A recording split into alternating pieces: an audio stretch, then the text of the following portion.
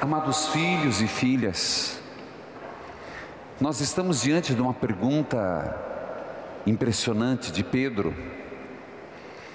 Pedro que chega para Jesus e diz: Mestre, ô Senhor, quantas vezes devemos perdoar? Pedro foi generoso até 7 vezes. Jesus surpreende muito mais. Ô Pedro, Pedrão, rústico, você acha que você foi bom no coração? Não é só 7 não, meu filho, 7 vezes 7. Impressionante que Pedro na vida experimentou o perdão do Senhor. Vamos lembrar alguns fatos.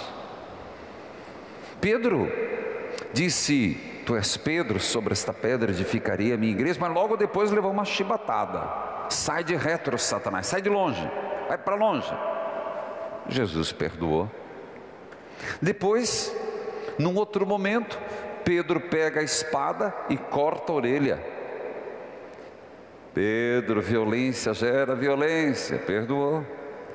Depois, Pedro negou Jesus, Jesus perdoou. É impressionante que não só Jesus fala, como Pedro experimentou o perdão, muito mais do que 7 vezes. E nós também somos chamados a experimentar esse amor expresso no perdão de Deus. Gente, Deus perdoa. Deus perdoa.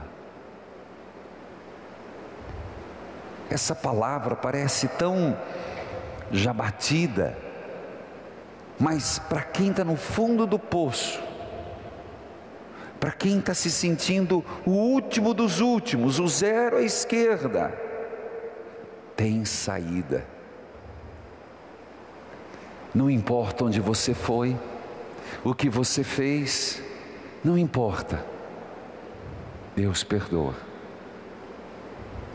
Por isso, o ano da misericórdia, estamos em pleno ano da misericórdia, nos propõe a passagem pela porta santa, nos propõe a confissão. E eu me preocupo, gente, a Páscoa não demora. Procurem confissão, antecipem o exercício da confissão. Quem experimenta, que faz uma confissão bem feita, é emocionante. Eu não estou dizendo, não precisa ser, mas também passa pelas emoções. Eu estou contando isso a partir da minha experiência. Algumas confissões que para mim foi um bálsamo. Eu digo para você, experimente a confissão. Mas é claro, não precisa ser emoção. Algumas para mim foram, outras foram mais mecânicas, mas os efeitos são muito grandes. Nós temos, Padre, à disposição, não só agora, mas em muitos horários. Mas eu sei que eu estou falando para o Brasil. Então você que me escuta, experimente o perdão de Deus.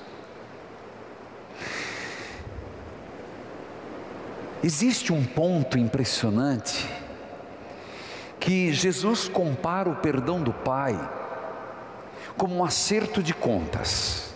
É uma parábola. Um homem chega diante do Senhor, do patrão, e vai fazer acerto de conta. Ele devia muito,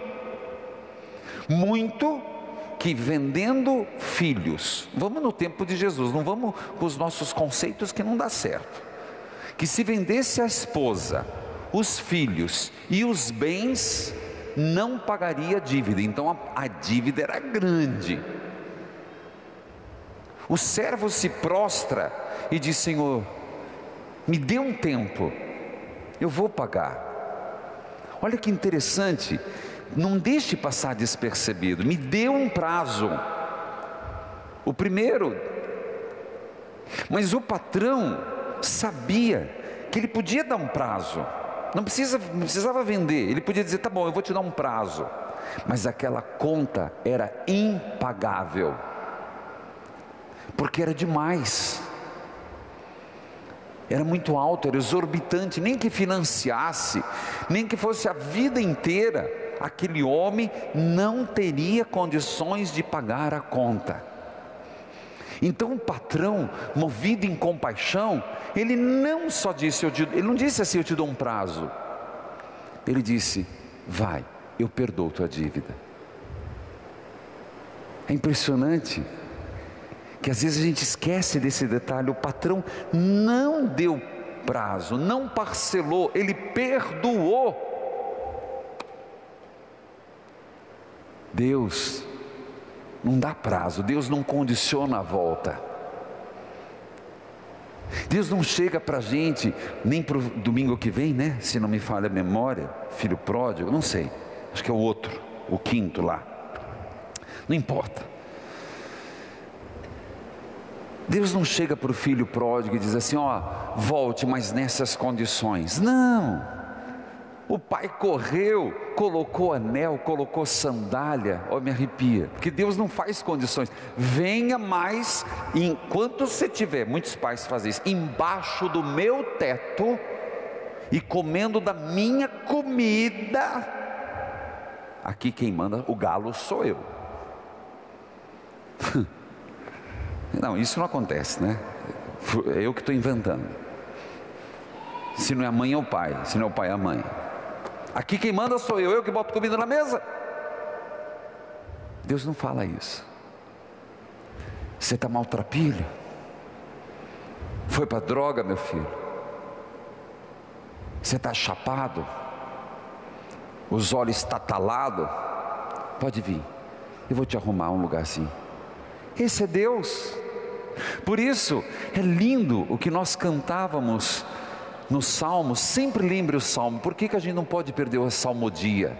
Porque a salmodia, eu rezo todo dia na liturgia das horas, a irmã ali também. A salmodia é linda, por favor. Recordai-vos, Senhor, a vossa compaixão. Esse é o Deus. A primeira leitura, eu estou no primeiro gesto, o patrão que perdoa, Deus perdoa, sem condições, sem discurso, sem ficar dando aquele discurso de moral. Você quer? Vem. E Deus vai curando. A primeira leitura é linda, porque fala de um povo que virou uma ralé. Qualquer semelhança, mera coincidência com o Brasil. Uma crise política, econômica, financeira. E eles se dão conta disso. Eles se dão conta no livro de Daniel: fomos reduzidos ao pior, ao menor de todos os povos, Senhor. Estamos sem profeta, estamos sem guia, estamos perdidos. Mas o final da primeira leitura deveria ser a minha e a sua oração.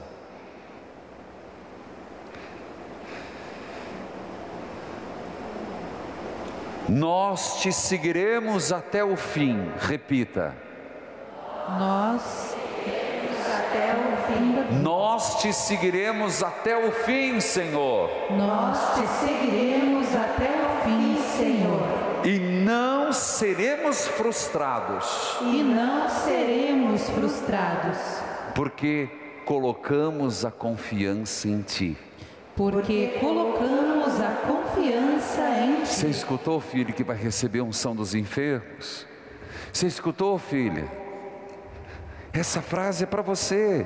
Senhor, nós o seguiremos até o fim. Repita. Senhor, nós o seguiremos até o fim. E não ficaremos frustrados. E não ficaremos frustrados. Porque sabemos em quem confiamos. Porque sabemos em quem confiamos. Porque eu sei em quem confiei. Porque eu sei em quem confiei. Num Deus que não parcela a culpa. Um Deus que não parcela a dívida, Ele perdoa. O grande erro foi que aquele homem que foi perdoado, não teve a dívida parcelada. Quando saiu, encontrou um que devia menos. Infinita não, mas consideravelmente menos. Mas lá ele foi perdoado. Mas quando encontrou o irmão, ele não quis saber. Ele não soube experimentar o perdão. Ele não soube vivenciar. Ele não soube saborear. Esse é o grande problema nosso. Deus nos perdoa e a gente não saboreia o perdão. Deus nos ama, nós não saboreamos o amor. Deus nos cuida, nós não saboreamos os cuidados de Deus. É como se Deus tivesse obrigação. Não. Se aquele homem naquele momento tivesse caído em si, naquilo que ele estava vivendo, ele saía daí comovido. Ele saía ali com o espírito contorcido. Ele sairia daquela presença repleto da misericórdia, e ele encontraria o outro, e teria, quando o outro se ajoelhou, ele: não, meu irmão, eu acabei de ser perdoado, eu acabei de passar por uma experiência de perdão. Nem se ajoelhe, vai, e a minha dívida era muito maior, e o patrão me perdoou. Você, meu filho, pode ir, tua dívida é bem menor. Você entendeu? Que quando nós fazemos uma experiência com Deus, na Eucaristia, nós devíamos sair daqui contorcidos em Deus. Quando nós estamos na frente do Santíssimo, nós devíamos sair daqui diferentes. Nós devíamos sair por essa porta e sair para o mundo mensageiros da misericórdia, missionários da misericórdia. Porque nós experimentamos o amor, nós experimentamos o perdão. E quando alguém chega diante de nós, você está tão tocado por Deus, que você não tem uma palavra de ofensa. Você não consegue proferir uma palavra de malcriação. Você não consegue ter um gesto de indignação, de indiferença. Porque você está tão repleto de Deus, que o outro te remete ao que você viveu. Compreendeu? Compreendeu? Porque o programa chama-se Experiência de Deus. Porque a missa é uma experiência de Deus. Porque o amor de Deus contagia. Amém.